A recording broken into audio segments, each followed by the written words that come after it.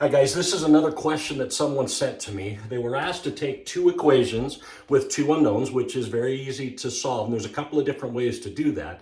But in this case, they were asked to do it by substitution.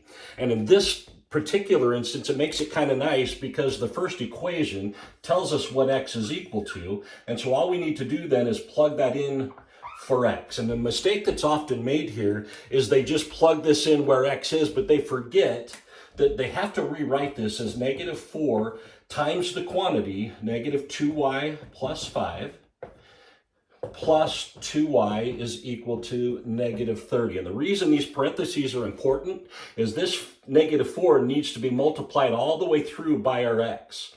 So in this case, we're going to have -4 times -2y, which gives us 8y, plus 5. So -4 times 5 gives us a minus 20, plus 2y is equal to -30. At this point, we can just put all of our y's together, and we're going to take all of our constants and put them together. So 8y plus 2y gives us 10y is equal to, now we're going to add 20 to both sides, and that gives us is equal to -10. So if we divide both sides by 10, we get y is equal to -1. Now at this point, we need to go ahead and just plug it into our, you can do it to either one of these equations. This one's going to be a little bit easier because of the way it's set up. So we're going to go x is equal to -2y, so -2 times our -1 plus 5. So -2 times -1 is a +2 plus 5 then gives us x equals 7.